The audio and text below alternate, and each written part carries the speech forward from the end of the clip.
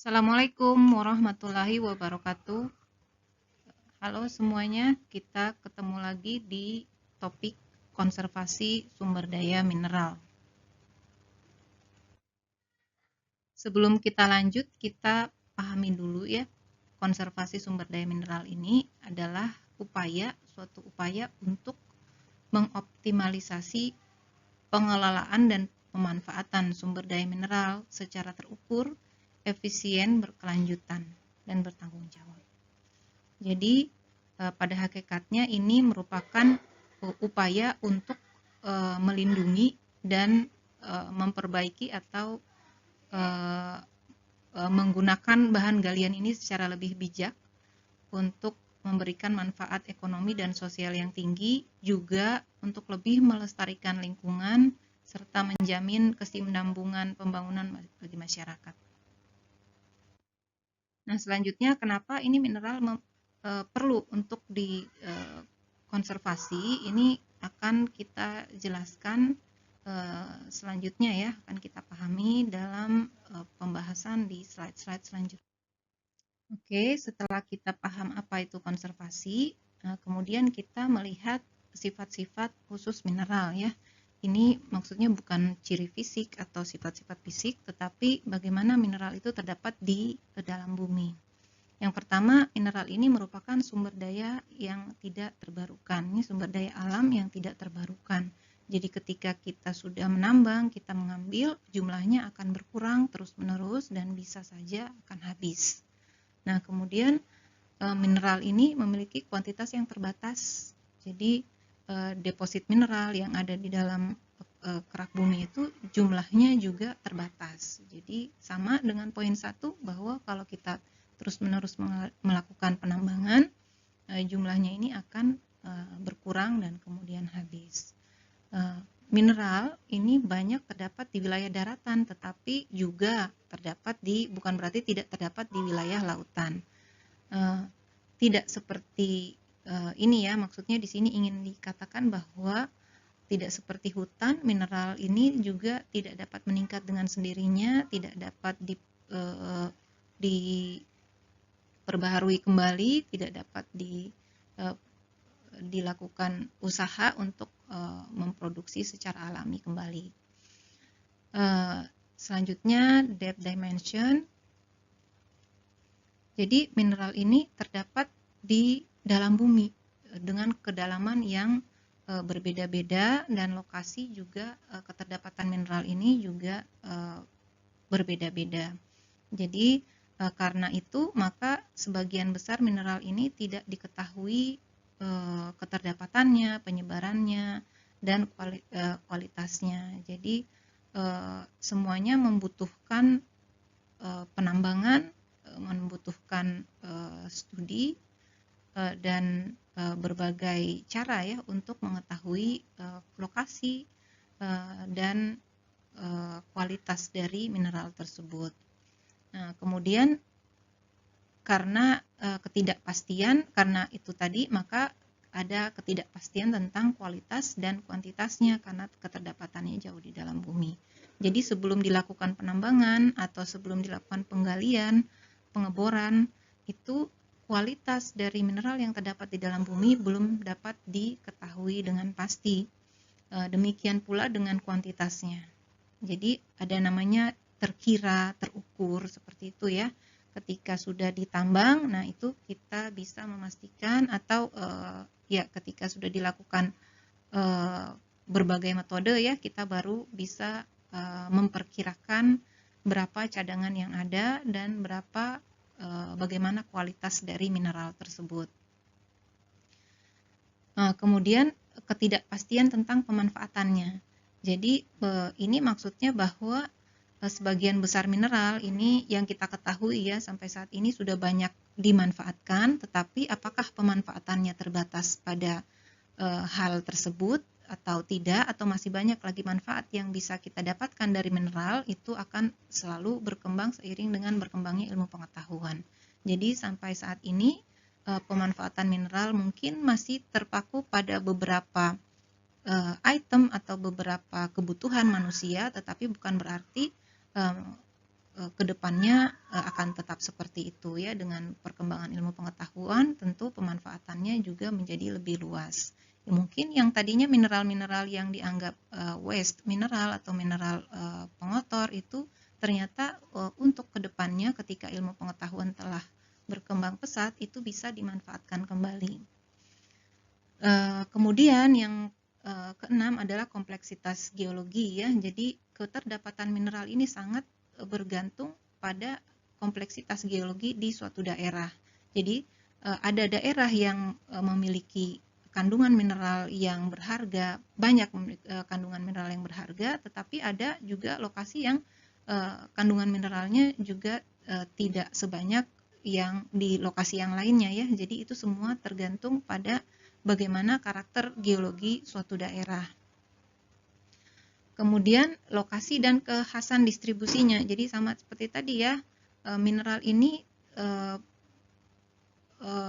keberadaannya di dalam bumi ini tidak berdasarkan semata-mata berdasarkan kondisi geologi ya. Jadi bukan berdasarkan batas negara atau apapun itu. Sehingga mungkin ada negara yang mempunyai yang kaya akan mineral-mineral berharga, sedangkan untuk negara lain itu tidak memiliki mineral seperti itu. Jadi semua karena pengaruh dari kompleksitas geologi di suatu daerah. Oleh karena itu keberadaan endapan mineral di suatu negara itu bisa menjadi berpengaruh pada perkembangan politik, situasi politik di suatu tempat. Jadi seperti itu ya penjelasannya.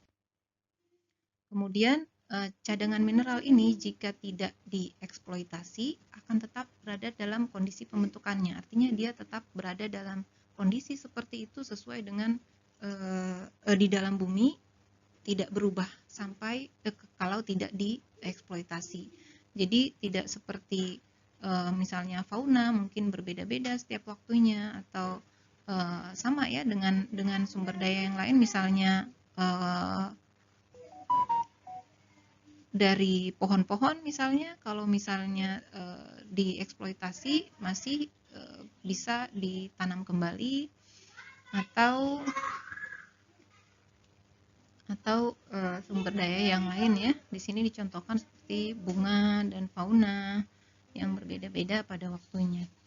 Kemudian mineral dan ekonomi mineral ini maksudnya bahwa mineral ini mempunyai masing-masing mempunyai harga ya, mempunyai nilai jual, nilai investasi seperti itu. Jadi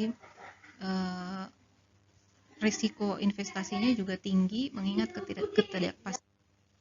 Di risiko investasi yang tinggi ini karena mineral di dalam bumi itu tidak ada kepastian tentang kuantitas, kualitas, kemudian kompleksitasnya di dalam bumi. Jadi oleh karena itu ketika masih dalam tahap eksplorasi itu investasinya misalnya seseorang melakukan investasi dalam kegiatan eksplorasi itu kemungkinan untuk berhasil itu masih kecil ya, jadi risikonya masih tinggi. Nah, ketika sudah dilakukan eksploitasi, kepercayaan terhadap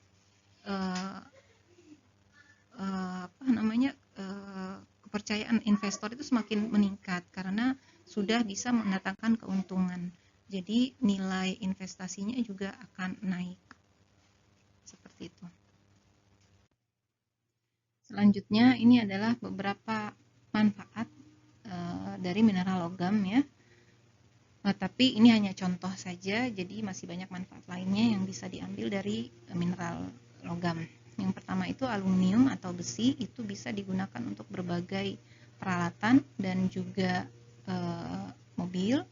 Kemudian logam yang bersifat konduktor atau semikonduktor untuk keperluan yang berhubungan dengan kelistrikan ya. Kemudian ada jam, gold dan silver ini untuk perhiasan. Kemudian ada timah dari galena, kita bisa mendapatkan itu. Kemudian ada copper dari malakit dan azurit. Kemudian zinc bisa diekstraksi dari sphalerite, diperoleh dari sphalerite. Kemudian masih banyak lagi. Nah, selanjutnya ini adalah mineral-mineral ya yang banyak kita gunakan, contoh-contoh mineral yang banyak kita gunakan. Di sini poin 1 logam ya, contohnya adalah besi, tembaga, kemudian perak, timah, seng, nikel, kobalt, emas, perak dan platina. Kemudian ada yang non metal mineral, ini bisa kita lihat di sini beberapa jenis ya, ini tapi masih banyak lagi, ini hanya contoh saja. Kemudian ada sumber daya ini ya, biasanya kita sebut dengan bahan galian golongan C. Jadi ini sebenarnya adalah bahan galian yang paling banyak ditambang di bumi ya, di dunia. Jadi dia berupa pasir, kemudian kerikil, batu gamping, kuarsa, pasir kuarsa, kemudian ada marmer, granit, dan batu pasir. Nah, kita bahas sedikit ya tentang cost factor. Ini bagaimana apa saja yang mempengaruhi dari harga atau nilai dari suatu mineral. Yang pertama pastinya adalah konsentrasinya atau kadarnya berapa ya. Kemudian kebutuhan permintaan dari pasar berapa, kemudian energi yang dibutuhkan untuk mengekstraksi atau menambang suatu mineral, kemudian buruh yang digunakan atau ya buruh atau human, orang-orang manpower ya, tenaga kerja yang dipakai untuk dalam proses penambangannya sampai ke produksinya. Kemudian jarak antara processing mineral ini sampai di pemasaran, kemudian environmental cost ini atau remediasi. Ini semua adalah contoh faktor-faktor yang mempengaruhi harga suatu endapan mineral. Nah, ini kita coba lihat dari sisi distribusinya ya. Secara global, karena keberadaan mineral ini bergantung pada kompleksitas geologi, maka beberapa negara ini memiliki banyak kandungan mineral-mineral yang berharga atau mineral-mineral yang sangat dibutuhkan. Sementara negara lain tidak punya atau punya tetapi tidak sebanyak negara yang tadi. Jadi negara yang memiliki banyak sumber ini disebut export nation. Jadi ada negara pengekspor, kemudian ada negara yang pengimpor mineral. Jadi karena hal tersebut ya, jadi karena pengaruh kompleksitas geologi sehingga beberapa negara memiliki banyak, kemudian beberapa negara tidak memiliki suatu mineral itu yang mungkin esensial ya untuk kelanjutan kehidupan, maka ini banyak menyebabkan perseteruan ya, ada faktor politik juga berpengaruh karena keberadaan mineral ini sehingga mengancam keamanan dan hubungan internasional di dunia.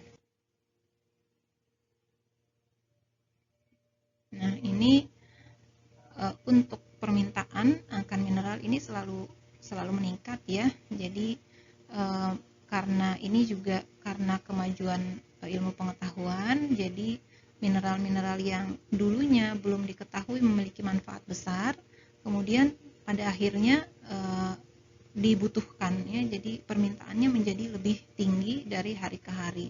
Tapi ada juga mineral yang memang stabil ya, jadi sejak dulu kita sudah membutuhkannya dalam jumlah besar, kemudian semakin lama kebutuhan akan mineral itu juga semakin besar karena populasi yang semakin meningkat dan teknologi yang semakin berkembang, sehingga kebutuhan mineral juga akan meningkat dari waktu ke waktu. Ini contohnya saja, ada 2% dari kebutuhan dunia akan mineral logam ini sebelum Perang Dunia Kedua, kemudian meningkat menjadi 10% setelah pada pertengahan tahun 1970. Jadi kemudian ini diketahui bahwa disimpulkan bahwa kebutuhan akan mineral ini berfluktuasi.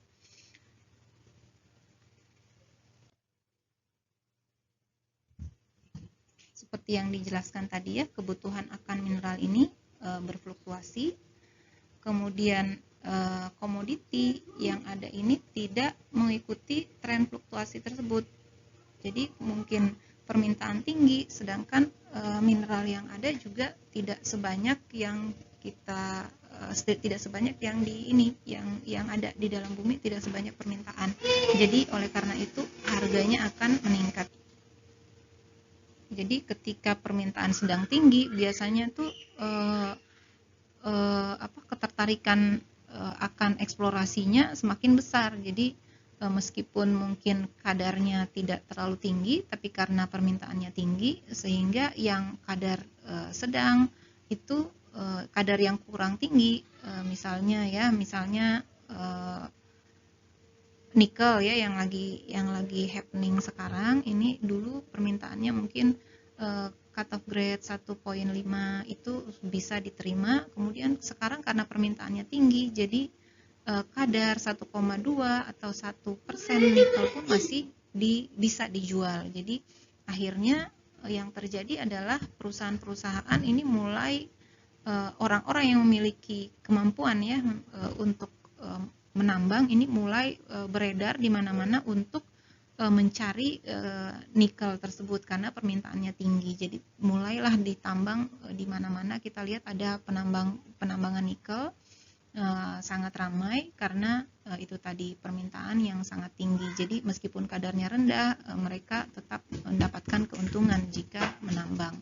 Jadi hal inilah yang perlu dibatasi ya, supaya kita bisa lebih tujuan dari konservasi ini bisa tercapai.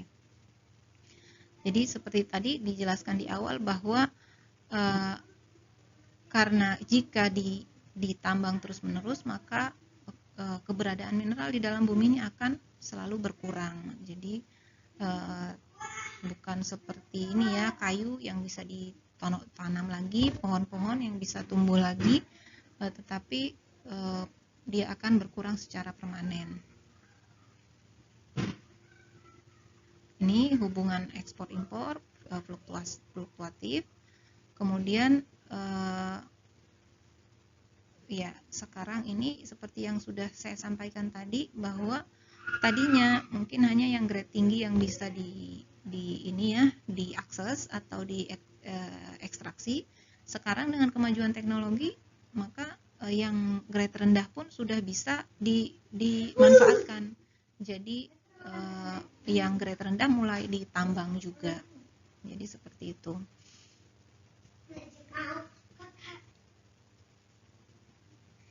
Oke, karenanya maka diperkirakan ya ini bahwa akan kedepannya ini mineral resource akan berkurang, sehingga karena kekurangan mineral ini sehingga akan menyebabkan adanya ketegangan ini ya, ketegangan internasional, maksudnya ada masalah gitu dalam hubungan internasional, mungkin bisa mempengaruhi keamanan dan juga konflik-konflik yang terjadi di dunia. Ini contoh dari grafik ya, grafik supply mineral logam dan non logam pada tahun 2001. Ini bahwa ini kita lihat ya, komoditi asbestos ini sumbernya dari Kanada, ini paling banyak dari Kanada. Kemudian ada bauksit, alumina, itu sumbernya dari Australia, kemudian Papua Nugini nih ya, Jamaika, kemudian Brazil. Ini dan seterusnya ya. Kita lihat di sini nikel 43% itu sumbernya dari Kanada, Rusia, Norwegia, Australia. Kemudian fosfat ini dari Maroko. Jadi kita lihat ya, fosfat adanya di situ, di Maroko. Australia, Kanada dan lain-lain ini tidak punya. Jadi semuanya akan, kalau memang hanya ada di Maroko ya, ini tahun 2001, bukan berarti di negara lain tidak punya. Mungkin setelah dilakukan eksplorasi di negara lain juga mungkin punya. Jadi itu kemungkinan itu masih ada, tergantung dari kompleksitas geologinya. Nah, kalau kita lihat dari tahun 2001 ini, kebutuhan akan fosfat ini masih diimpor dari negara Maroko. Ini contoh konsumsi aluminium per kapita ya. Jadi kita lihat di sini untuk kebutuhan industrial ini meningkat terus ya, meningkat terus karena populasi semakin meningkat, teknologi semakin berkembang. Nah, ini adalah metal consumption. Jadi kebutuhan metal, logam versus dengan populasi ya. Kita lihat semakin meningkat populasi, kebutuhan logam juga semakin meningkat. Jadi dari penjelasan tersebut kita ini ya mulai berpikir tentang konservasi. Jadi sebenarnya kalau di slide awal tadi itu sudah ditulis bahwa konservasi itu sudah mulai dicanangkan sejak Perang Dunia Kedua ya. Kemudian kalau dilihat sekarang mungkin agak menurun ya gaungan tentang konservasi mineral ya. Yang kita lihat saat ini terutama di negara kita, mineral-mineral yang ada kita tambang semuanya. Konservasi belum ada dicanangkan sama sekali untuk sumber daya mineral ya. Kalau untuk yang lain mungkin sudah, tapi kalau sumber daya mineral belum kedengaran ya.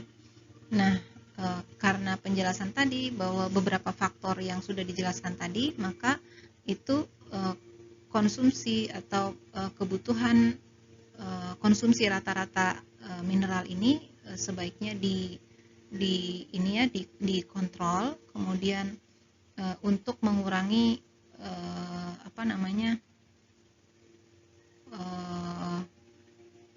jumlah mineral yang dikonsumsi setiap tahunnya. Jadi kita perlu mengembangkan mungkin teknologi atau beberapa skenario ya untuk mengurangi atau melakukan konservasi mineral. Jadi bisa kita melakukan pengurangan konsumsi, kemudian konsumsinya diusahakan tetap stabil pada suatu titik gitu. Oke, kita lanjutkan. Ini ada beberapa fakta ya, beberapa fakta yang terlihat ya, tetapi mungkin kalau saat ini mungkin sudah mulai berubah. Ini contohnya untuk negara yang maju dengan populasinya juga tumbuh berkembang, ini sebagian besar tuh tidak memiliki sumber daya mineral yang cukup ya di negaranya, sehingga mereka melakukan impor atau mengimpor sumber daya mineral dari negara-negara yang berkembang, misalnya Indonesia ya, sebagian negara di Afrika seperti itu. Jadi sebagian negara di Asia. Jadi memiliki sumber daya mineral yang besar, kemudian mineral yang sangat esensial bagi perkembangan tuntutan perkembangan zaman ini, kemudian memiliki nilai jual. Jadi karena negaranya ini berkembang, membutuhkan anggaran, kemudian dilakukanlah penambangan yang kemudian bisa diekspor ke negara-negara maju yang membutuhkan sumber daya mineral tersebut. Kemudian seperti itu ya. Ini contoh negara maju ya, US, kebutuhan materialnya seperti ini. Ini contoh di negara maju bahwa mineral industri atau biasa disebut, kita kenalnya dengan golongan C ya, ini meningkat ya dari tahun 1900 sampai ini masih lama ya, tahun 1980. Jadi dalam 80 tahun peningkatan juga akan semakin besar, sama seperti mineral-mineral yang lain. kecuali ini yang orange, ini kayu ya, kayu ini mulai mungkin dikonservasi ya, lebih ditahan karena untuk mempertahankan hutan, jadi mulai diganti dengan material yang lain seperti plastik, kemudian material yang bisa di recycle seperti itu. Nah, ini kalau kita lihat ya, karena ini tadi kebutuhan akan mineral ini berkaitan dengan populasi, maka di sini kita mencoba melihat ya, misalnya kalau kita tidak melakukan konservasi mulai dari sekarang, maka kemungkinan generasi kita di 100 tahun akan datang ini akan kekurangan mineral. Jadi mineral ini kita harus konservasi ya, untuk supaya generasi kita selanjutnya bisa juga mendapatkan mineral, memanfaatkan mineral yang ada. Jadi ini bisa dilihat ya, misalnya lahir tahun 2010, kemudian kebutuhan akan mineral ini segini, kemudian semakin lama ini karena ini terus ya tanpa adanya konservasi, sehingga pada tahun 2100 ini yang tersisa tinggal batu bara dan elemen tanah jarang. Ini hanya perkiraan, tetapi secara garis besar seperti inilah yang akan terjadi jika kita tidak melakukan konservasi terhadap sumber daya mineral yang kita punya. Nah, ini kalau kita lihat ya, di mana ini di Amerika Utara, kemudian ini kita lihat apa jenis mineral yang dimilikinya ada di sini ya. Di sini Indonesia di sini tidak ditulis. Ini data tahun mungkin sudah ini ya, sudah lama. Jadi tidak up to date lagi. Jadi ini kita coba melihat sebarannya ya, sebaran dari mineral yang ada di dunia. Ini presentasinya ya, seperti itu. Dari uraian penjelasan awal tadi, kita bisa menarik kesimpulan ada beberapa poin ya. Yang pertama, bahwa mineral ini terbentuk secara anorganik dan membutuhkan waktu yang lama dalam pembentukannya. Kemudian mineral ini dapat habis ya, dan tidak dapat diperbaharui. Kemudian ekstraksi mineral ini selalu akan meningkat untuk memenuhi kebutuhan manusia ya. Seiring dengan pertambahannya populasi, maka kebutuhan akan mineral juga semakin meningkat. Kemudian total volume yang konsumsi mineral ini semuanya ya, mineral ini semuanya bersumber dari kerak bumi. Jadi karena ekstraksinya dan pemakaian mineral ini sangat tinggi, maka mineral ini akan suatu saat akan habis. Selanjutnya, karena sumber daya mineral ini semakin berkurang dari waktu ke waktu, maka mulailah dilakukan eksplorasi atau pencarian ya mineral yang lebih jauh ke dalam bumi, atau dengan menggunakan kemajuan ilmu pengetahuan ya, kita mulai mencari mineral-mineral mungkin yang grade-nya lebih rendah tetapi ada di dalam bumi, sehingga karena itu membutuhkan cost yang lebih besar untuk ekstraksinya. Misalnya tadinya minyak bumi kita cukup mencarinya di Back Reef ya, cekungan belakang busur, kemudian atau reef front, kemudian mulai beralih ke laut dalam. Nah, itu semua membutuhkan biaya yang sangat besar dalam proses ekstraksi untuk pemanfaatannya nanti. Dan juga mineral ini kualitasnya juga menurun ya. Misalnya nih, sekarang nih kita pakainya batu bara jenis antrasit.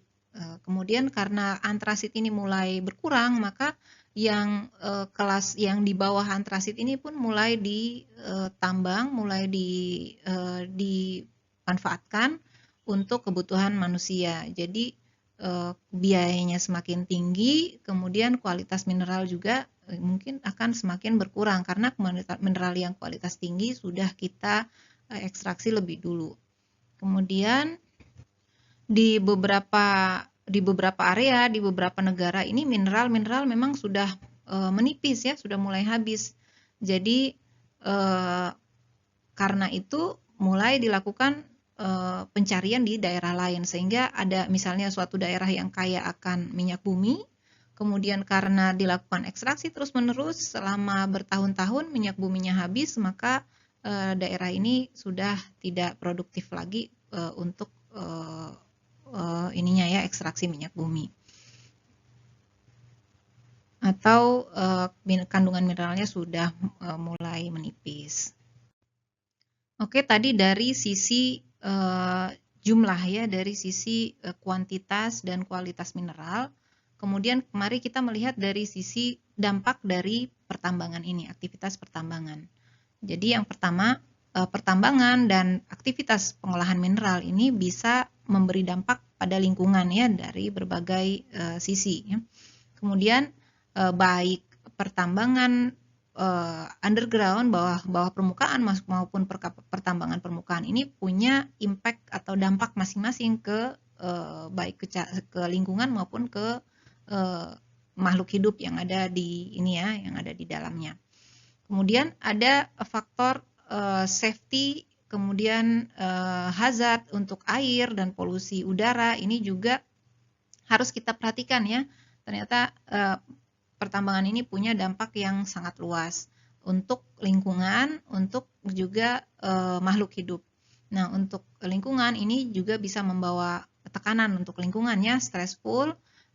Jadi karena itu harus direncanakan dengan sangat baik, kemudian keamanan penambangan baik untuk lingkungan maupun untuk penambang itu sendiri. Kemudian biasanya memang ada masalah di polusi udara ya, polusi udara, polusi air, berupa polusi udara biasanya itu debu ya, kandungan debu akan meningkat. Kemudian kontaminasi air dengan mineral berat misalnya bisa terjadi. Nah, ini juga harus menjadi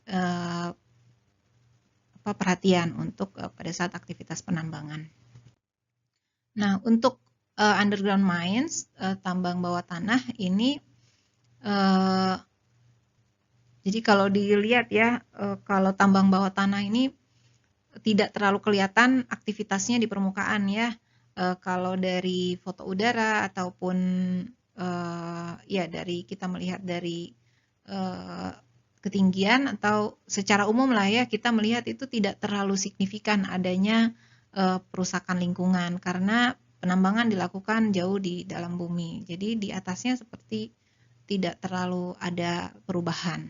Selain mungkin clearing area ya, tetap dilakukan clearing area untuk vegetasi yang berada di sekitar situ.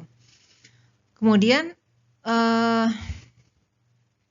karena penambangan ini dilakukan di bawah permukaan, jadi perlu dilakukan dibuat ini ya, saluran itu sehingga untuk ini ya, mengambil tubuh ore yang ada di bawah permukaan. Jadi ketika membuat saluran atau membuat lubang ya untuk menggali, kita menggali itu sampai ke area tubuh ore yang akan kita tambang, ini pasti akan ada ini ya, biasanya disebut itu waste atau material yang dibuang ya, pengotor. Jadi seperti itu, sama saja sebenarnya, cuman ini volumenya tidak sebesar tambang terbuka ya. Jadi kalau dilihat secara kasat mata, kerusakan yang ditimbulkan itu tidak sebesar kalau tambang terbuka. Tetapi itu bukan karena tidak ada pengerusakan, cuman ini karena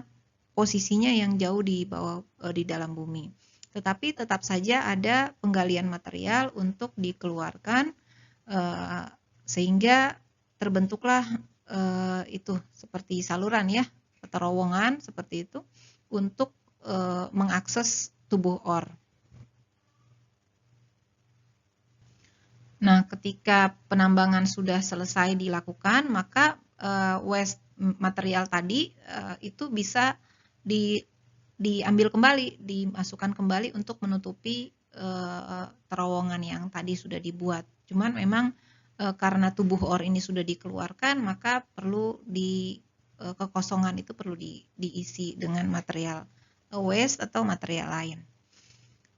Nah, biasanya ini kalau dari ini ya, dari tambang bawah tanah ini surface ini bagian permukaan ini akan seperti mengalami depresi permukaan. Jadi ada seperti tekanan dari permukaan karena kepadatan alami material itu beda dengan pada saat belum ini ya, sebelumnya pada saat awal sebelum ditambang. Jadi ketika setelah ditambang kemudian waste-nya itu dimasukkan kembali untuk menutupi rongga di bawah permukaan, ini tingkat kepadatannya biasanya itu tidak sama dengan kondisi awal sebelum ditambang. Maka biasanya kita akan melihat seperti ada cekungan-cekungan atau surface collapse ini di area bekas tambang bawah tanah.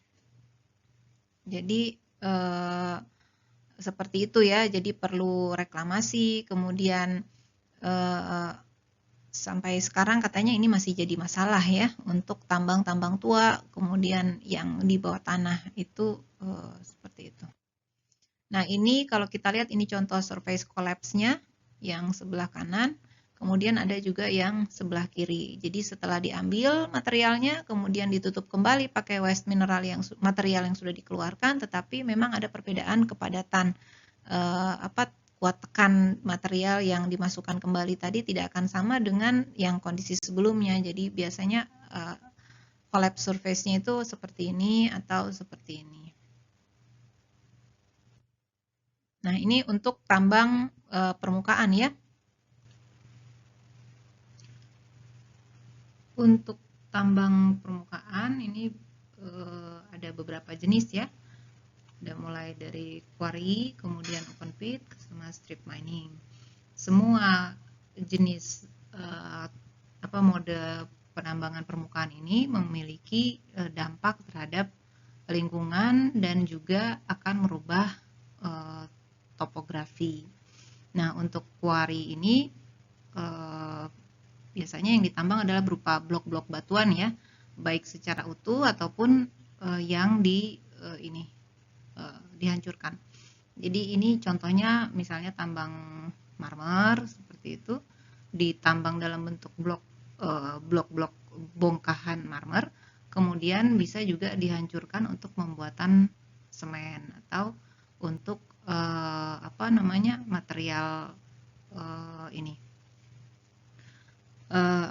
chipping ya, untuk pembuatan biasanya kayak batuan terus dipecah untuk jadi dengan ukuran mesh sekian untuk jadi bahan dasar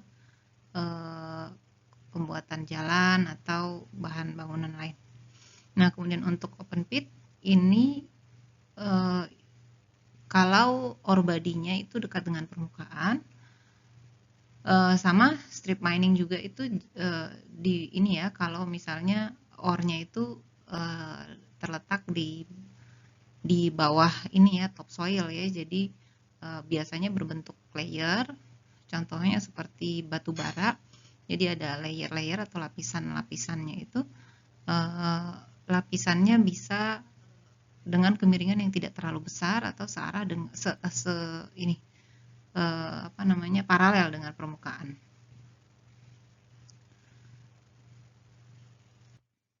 Ini contoh quarry ya. Kemudian ini masih banyak lagi contoh-contoh model penambangan, dan ini hasilnya setelah ditambang. Ini penumpukan ini ya, spoil banks itu yang kalau kita mau menambang, jadi ada topsoilnya itu dikupas dulu, material penutupnya ini diangkut dulu, kemudian ditumpuk di suatu tempat jadi seperti ini. Nanti setelah dilakukan penambangan, setelah selesai, kemudian reklamasi, ini topsoil dikembalikan lagi di tempatnya. Karena ini banyak mengandung humus ya, jadi ketika reklamasi ini tumbuhan bisa cepat tumbuh subur. Untuk mineral processing ini karena batuan atau ore yang ada di dalam bumi ini diekstraksi, diambil, kemudian dihancurkan, kemudian ada material atau waste mineral ya, atau material yang dianggap pengotor ini akan ditumpuk di tailing, kemudian di mana di tailing ini batuan atau waste mineral ini akan terpapar oleh angin dan udara. Jadi kalau misalnya waste mineral ini tadi, waste material ini mengandung unsur-unsur yang berbahaya seperti merkuri, arsen, uranium, ini bisa mengalami pencucian ya, karena adanya air hujan atau angin, tergantung ini cuaca juga ya, ini akan mengalami pencucian, kemudian bisa mengalir ke permukaan, jadi mengikuti aliran permukaan ke sungai atau terserap ke dalam tanah, lalu mengikuti aliran air di bawah tanah, sehingga menyebabkan kontaminasi unsur-unsur kimia ini. Jadi ini juga perlu dilakukan pengawasannya, apakah material tailing yang dibuang itu aman ditumpuk di tailing dump atau tidak aman. Jadi harus ada penelitian akan kandungan dari tailing dam ini, apakah mengandung bahan kimia berbahaya atau tidak. Selanjutnya untuk selain itu ya, selain tumpukan tailing ini bisa mengandung bahan kimia berbahaya, selanjutnya itu ketika ore itu diproses, ini biasanya untuk menghasilkan mineral logam atau mineral lain ya. Jadi ketika itu diproses, itu dilakukan adanya peleburan. Jadi pada saat peleburan itu untuk memurnikan mineral itu jadi ada gas-gas yang ikut terbakar yang kemudian dilepaskan ke udara. Jadi ada prosedur dalam mineral processing itu bahwa gas-gas yang dibuang ke udara itu sudah yang gas berbahayanya itu sudah dibakar terlebih dahulu, kemudian yang sisanya yang dianggap aman itu dibuang ke udara. Nah, ini juga bisa menyebabkan polusi jika masih terdapat gas-gas yang berbahaya atau beracun di buangan tadi. Nah, sekarang kita sampai ke pembahasan bagaimana caranya untuk melakukan konservasi. Jadi kita sudah melihat beberapa bahaya ya, beberapa potensi hazard yang ditimbulkan dari pertambangan, itu hanya beberapa saja ya, tapi tidak menutup kemungkinan masih banyak lagi potensi hazard yang bisa ditimbulkan dari kegiatan pertambangan. Nah, sekarang kita melihat bagaimana sih caranya melakukan konservasi mineral itu. Jadi untuk konservasi ini sebenarnya sudah lama ya, bukan baru kali ini saja digaungkan, tetapi sudah sejak Perang Dunia Kedua.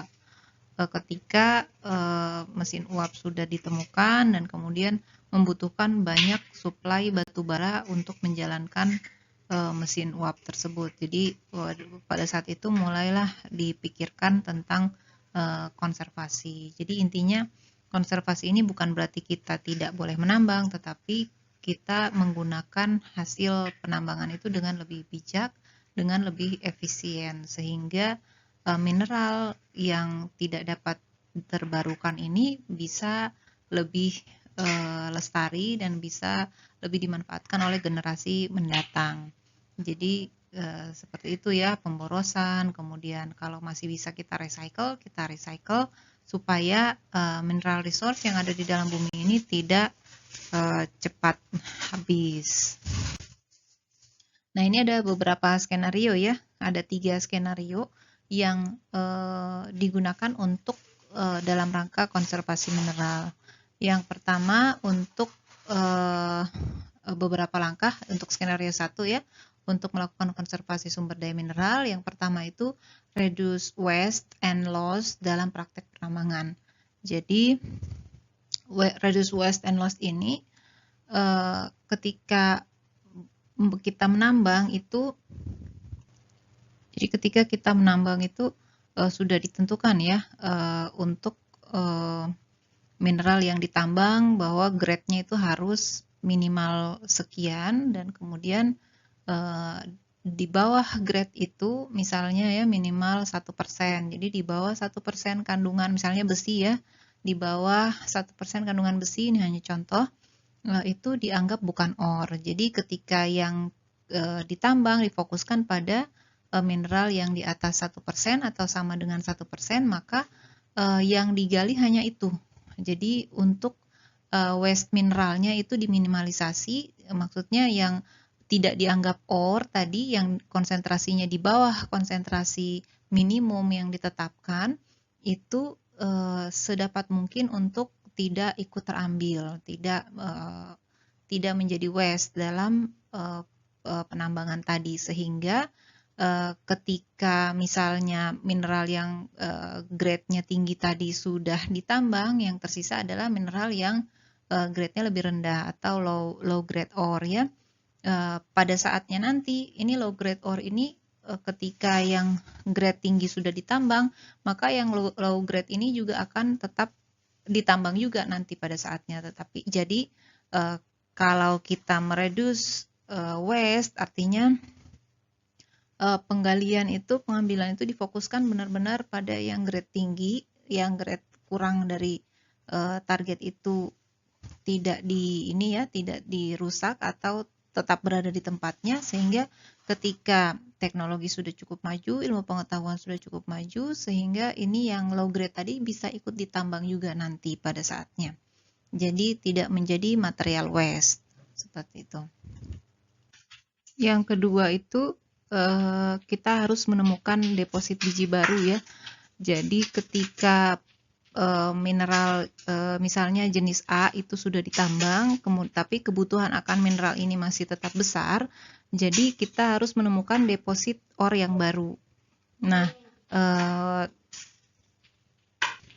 contohnya seperti minyak bumi yang saya berikan contoh di awal tadi, pada awalnya pencarian deposit minyak bumi itu difokuskan ke cekungan belakang busur, kemudian mulai merambah ke area reef front atau cekungan depan busur, lalu sampai ke endapan laut dalam.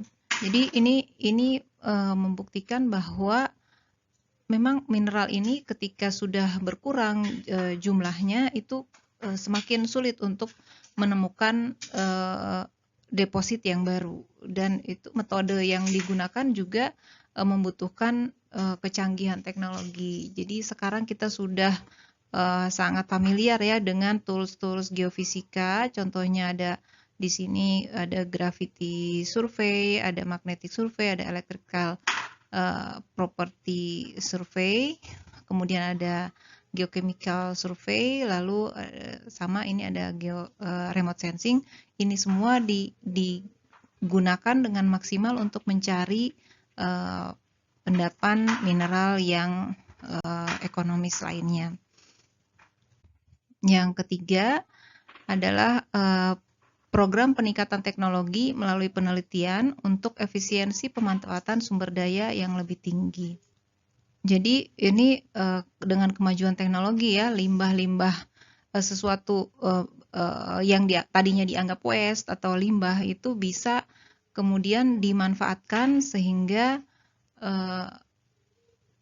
mineral yang ada ini lifetime-nya lebih panjang. Ini ada beberapa contoh ya, yang di sini saya kasih tentang pemanfaatan batu bara bituminus, tadinya yang kadar tinggi ya, ini sudah mulai berkurang, kemudian mulai beralih ke lignit yang kadarnya lebih rendah. Ini batu bara yang kadar lebih rendah, dengan tingkat efisiensi yang tinggi dan pemanfaatan yang tepat, dan mempertimbangkan karakteristik dari lignit. Jadi kemajuan ilmu pengetahuan ini juga bisa menunjang untuk efisiensi pemanfaatan sumber daya yang lebih tinggi. Nah, ini ada beberapa contoh lagi ya, ada 4 contoh. Yang pertama ini pemurnian minyak secara langsung, hasil bensin sekitar 18% dari minyak mentah. Ini artinya diperoleh yang persentase yang lebih besar ya untuk pemurnian minyak. Kemudian proses perengkahan, berbagai proses dikembangkan untuk menghasilkan lebih banyak bensin dengan memecah minyak yang lebih berat. Jadi minyak berat sudah bisa disuling untuk menghasilkan bensin dengan meningkat ininya ya, hasilnya dari 18% menjadi 50%. Jadi mungkin dulu hanya yang light oilnya saja yang dipakai, sekarang yang heavy oilnya pun sudah bisa disuling dan menghasilkan bahan bakar. Dengan ini tadi pemecahan ini ya, katalik dan hidrogenasi. Jadi ini untuk minyak ya. Kalau untuk mineral yang lain juga saya pikir banyak yang seperti ini. Contohnya tadi seperti batu bara, tadinya kita cuma bisa memanfaatkan bituminous, tapi sekarang sudah lignit pun sudah bisa ikut diekstraksi. Nah, ini adalah skenario yang kedua, yaitu konservasi mineral dilakukan secara langsung atau tidak langsung oleh faktor-faktor berikut. Yang pertama adalah eksplorasi dan eksploitasi. Dalam skenario kedua ini, konservasi mineral itu dilakukan dengan cara menginventarisasi mineral yang dimiliki. Jadi diupdate terus ya, inventaris mineralnya itu diupdate terus. Jadi kita bisa mengetahui berapa banyak sumber daya yang kita punya, seberapa cepat terjadi pengurangan atau penipisan, kemudian jika adanya penambahan atau mungkin dilakukan eksplorasi, kemudian ditemukan cadangan baru, itu bisa dengan cepat diinventaris. Jadi kita bisa tahu perkiraan sumber daya yang tersisa yang kita miliki.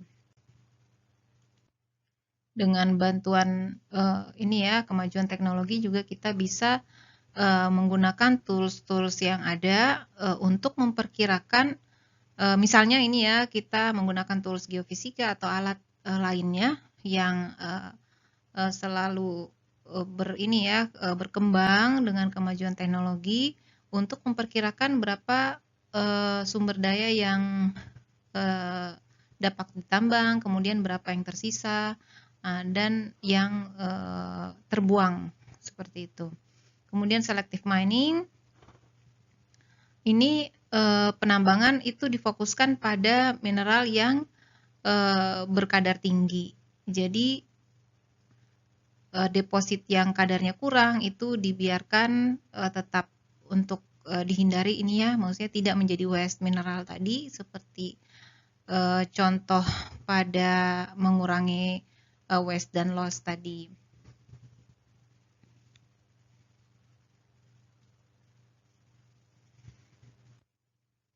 Nah, kemudian ada dumping sistematis. Ini jadi yang material yang tadinya dianggap waste ya, atau yang tidak bisa dijual karena mungkin kadarnya kurang atau dianggap mineral pengotor ya, bukan mineral ekonomis, itu dibuang itu dengan sistematis. Jadi ini ya, sehingga dibuang dengan sistematis maksudnya sehingga jika di masa depan nanti ternyata dengan kemajuan ilmu pengetahuan mineral-mineral tersebut akhirnya bisa dimanfaatkan, maka bisa ditambang kembali dari timbunan tersebut. Untuk keperluan konservasi ini harus ada harus ada extra effort untuk memanfaatkan kembali material yang kualitasnya, material yang sudah ditambang tetapi kualitasnya di bawah standar yang ditetapkan. Sehingga dengan hal tersebut, material tambang yang kualitasnya di bawah ini bisa diminimalisasi. Misalnya nih, ketika menambang ada beberapa material yang harus dibuang atau statusnya reject ya, karena tidak sesuai dengan standar kualitas yang ditetapkan, sehingga tidak dapat dimanfaatkan. Nah, dengan ini ya, kemajuan teknologi, material tersebut bisa kembali dimanfaatkan untuk mengurangi jumlah material reject tadi, dapat digunakan sehingga bisa dianggap menjadi resource juga. Kemudian yang ketujuh adalah pemanfaatan secara maksimal. Kemudian yang kedelapan adalah teknologi ya. Dari awal ini teknologi sebenarnya sudah memegang peran penting dalam konservasi, baik untuk mengurangi material reject tadi, memanfaatkan bahan galian yang low grade untuk mengurangi buangan atau waste material. Kemudian seperti contohnya tadi ya, bituminous, kemudian sekarang lignit juga sudah bisa digunakan. Tadinya harus bituminous. Nah, ini contoh bituminous ya, yang kualitasnya sangat baik untuk batu bara, kemudian diganti menjadi jenis lignit yang masih jauh di bawah bituminous. Kemudian yang ke-9 adalah blending. Untuk blending ini sama ya, artinya mineral yang low grade dicampur dengan mineral yang high grade untuk mendapatkan kadar yang sesuai, kadar yang optimal dalam jumlah yang dibutuhkan. Jadi keuntungannya yang pertama, yang low grade ini bisa dimanfaatkan. Yang kedua, volume yang high grade juga menjadi lebih berkurang. Artinya pengambilan konsumsi mineral high grade ini jadi berkurang. Ini ada pengecualian bahwa operasi kompleks yang harus memperhatikan bahwa percampuran ini adalah harus memperhatikan sifat fisik mineral seperti peran butir, kekerasan, dan lain-lain. Nah, yang ke-10 adalah lifetime of finished product. Jadi kualitas produk jadi ini harus ditingkatkan. Jadi dengan meningkatkan lifetime produknya. Jadi pemakaiannya bisa lebih awet seperti itu. Jadi karena kualitasnya bagus, jadi bisa lama digunakan, jadi tidak cepat rusak. Jadi produk dasar mineral, konsumsi mineral bisa dikurangi karena produk yang dihasilkan ini tahan lama. Jadi ya seperti itu ya, konsumsi mineral bisa lebih lambat, lebih dijaga, lebih berkurang lagi karena produk jadi dari pengolahan mineral ini bisa lebih lama, bertahan lama. Contoh, dengan meningkatkan lifetime produk yang berasal dari mineral, konsumsi mineral dapat dikurangi. Dengan mencegah karat partikel, maka barang menjadi lebih awet dan lebih tahan lama. Contohnya. Selanjutnya adalah scrap recycling. Jadi material-material yang sudah tidak digunakan lagi ya, bisa di scrap seperti ini, dihancurkan, kemudian dicampur dengan material lain untuk untuk menghasilkan produk baru. Jadi bisa ini ya, seperti di recycle ya. Jadi misalnya ini aluminium bahan dasarnya, kemudian dihancurkan, kemudian bisa untuk digunakan untuk produk lain lagi. Seperti itu. Yang ke-12 adalah ekspor dan import policy.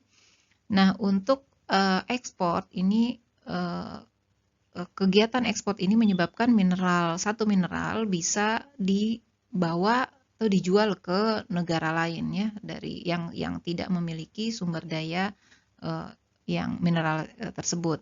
Nah, jika suatu negara pengekspor, penghasil, ini produsen dari mineral tersebut menahan material yang diekspor, maka untuk dengan alasan konservasi, maka material tersebut tidak bisa keluar dari negara tersebut. Jadi ini berkaitan dengan kebijakan negara ya. Suatu negara bisa menetapkan bahwa mereka tidak akan mengekspor bahan mentah, tetapi yang diekspor adalah bahan yang jadi, bahan yang sudah sudah diolah. Nah, karena dengan alasan untuk konservasi, sehingga jumlah material mentah atau mineral yang ditambang ini lebih bisa dikendalikan. Seperti itu. Jadi untuk ekspor dan import policy ini terkait dengan kebijakan negara. Kemudian yang ke-13 adalah resource management. Jadi ini maksudnya adalah pengolahan sumber daya alam lebih efisien. Jadi untuk ini sama juga ya, terkait dengan kebijakan negara. Bagaimana negara mengatur supaya sumber daya alamnya ini lebih efisien digunakan ya. Untuk itu perlu dilakukan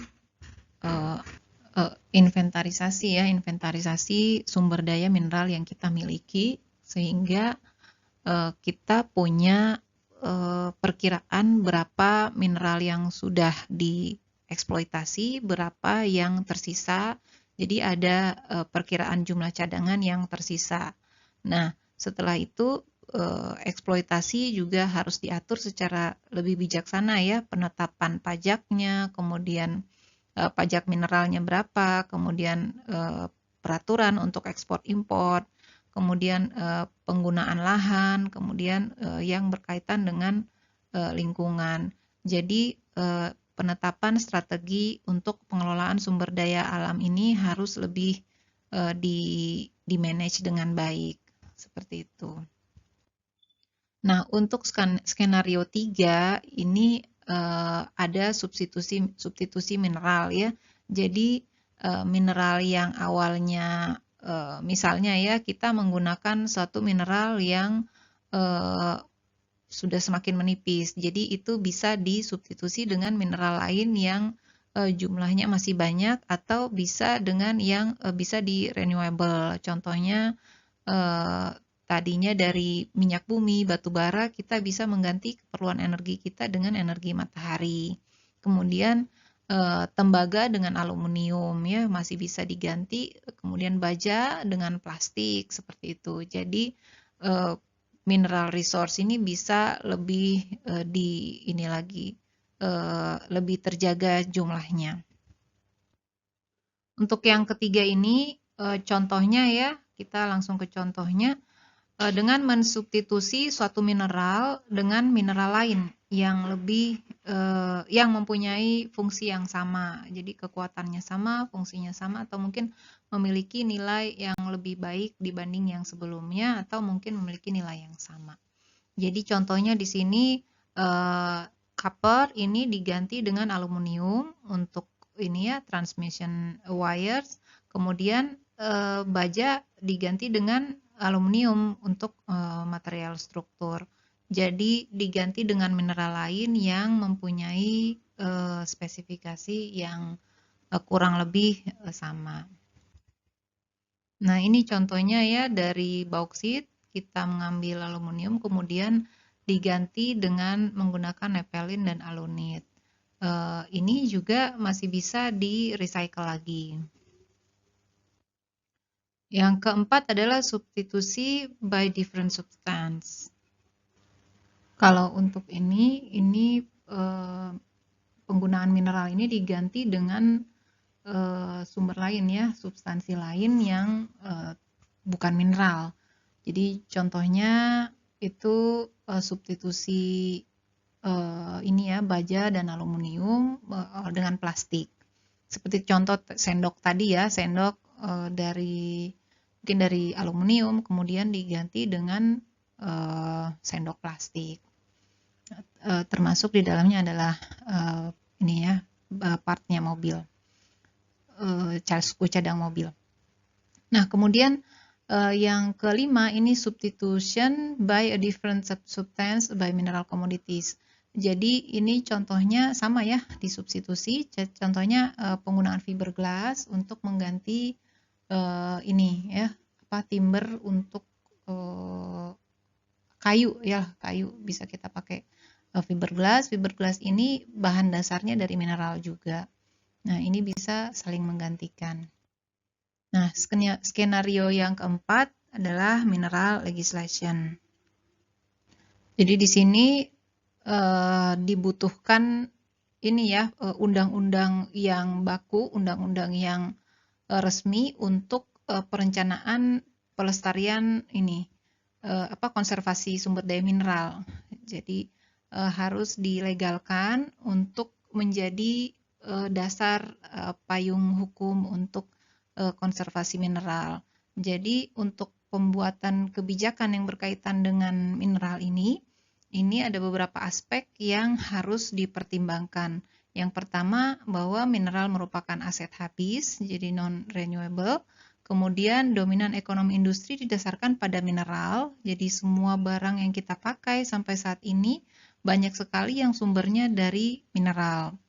Kemudian batas negara memiliki sedikit atau tidak ada hubungan dengan distribusi sumber daya mineral, bahwa sumber daya mineral ini distribusinya mengikuti kondisi geologi ya, bukan batas negara.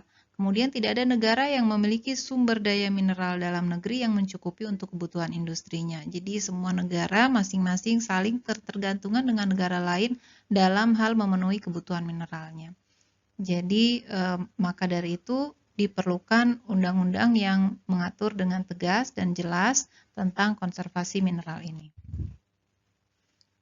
Jadi secara umum kebutuhan kita akan sumber daya mineral ini semakin meningkat. Jadi itu harus ekspansinya harus dikurangi ya. Kemudian beberapa mineral ini bisa disubstitusi dengan material lain, apakah bukan plastik atau dengan mineral lain. Kemudian recycling itu banyak mineral logam ini yang bisa di-recycle ya. Jadi ketika recycle itu dilakukan dengan baik, maka kebutuhan akan mineral logam, penambangan mineral logam ini jadi semakin ditekan. Jadi meskipun pada kenyataannya tidak semua mineral itu bisa di-recycle, tetapi yang bisa di-recycle bisa diusahakan untuk di-recycle. Jadi dengan seperti itu kita bisa mengurangi kebutuhan atau mengurangi penambangan mineral.